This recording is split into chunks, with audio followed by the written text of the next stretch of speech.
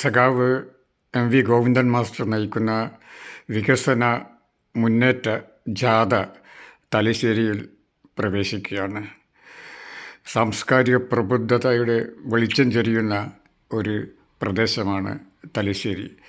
തലശ്ശേരിക്കാർ ഈ ജാഥയെയും ഗോവിന്ദൻ മാസ്റ്ററെയും ഇരു കൈകളും നീട്ടി സ്വാഗതം ചെയ്യും, സ്വീകരിക്കും.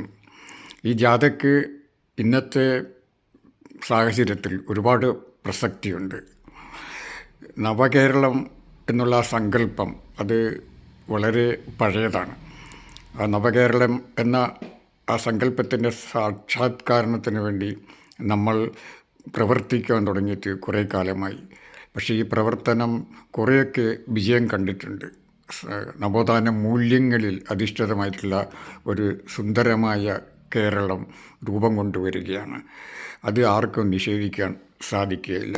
പക്ഷേ ഇന്ന് നമ്മൾ ഒരുപാട് ഭീഷണി നേടുന്നുണ്ട്. നമ്മുടെ സ്വപ്നമായ ഈ കേരളം, അതിൻ്റെ ആത്മാവ് അത് മതേതരത്വമാണ്, ബഹുസ്വരതയാണ്.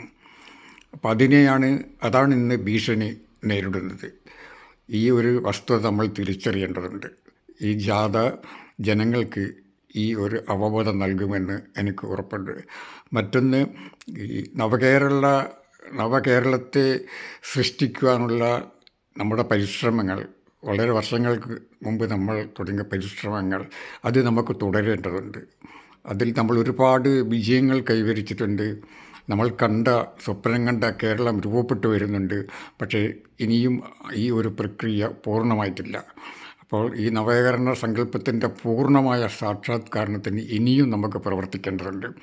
അതിന് ജനങ്ങളുടെ പങ്കാളിത്തം ഉണ്ടാകണം, ജനങ്ങളുടെ സഹകരണം ഉണ്ടാകണം. എങ്കിൽ മാത്രമേ അത് സാധിക്കുകയുള്ളൂ. അപ്പോൾ ഈ ജാഥയുടെ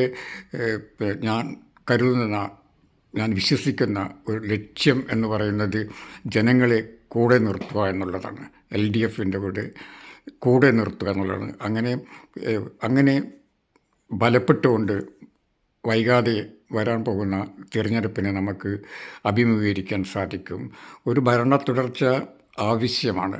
എന്തുകൊണ്ടെന്നാൽ ഭരണം എന്നുള്ളത് അധികാരം മാത്രമല്ല. ജനങ്ങളുടെ സ്വപ്നങ്ങൾ സാക്ഷാത്കരിക്കുവാൻ ഭരണം ആവശ്യമാണ്. അത് അധികാരം മാത്രമല്ല. അതുകൊണ്ട് ഒരു മൂന്നാം തവണ നമുക്ക് ആവശ്യമാണ്. എങ്കിൽ മാത്രമേ നമ്മൾ തുടങ്ങിവെച്ച ഈ നവ കേരള സൃഷ്ടിയെ, ഈ വികസിത കേരളത്തെ അതിൻ്റെ പരിസമാപ്തിയിലേക്ക് കൊണ്ടുപോകാൻ നമുക്ക് കഴിയുള്ളൂ. ഈ സന്ദേശം ജനങ്ങൾക്ക് നൽകുവാൻ ഈ ജാഥയ്ക്ക് സാധിക്കുമെന്ന് എനിക്ക് ഉറപ്പുണ്ട്. ഗോവിന്ദൻ മാസ്റ്റർക്കും ഈ ജാഥയ്ക്കും ഞാൻ എല്ലാ ആശംസകളും നേരുന്നു.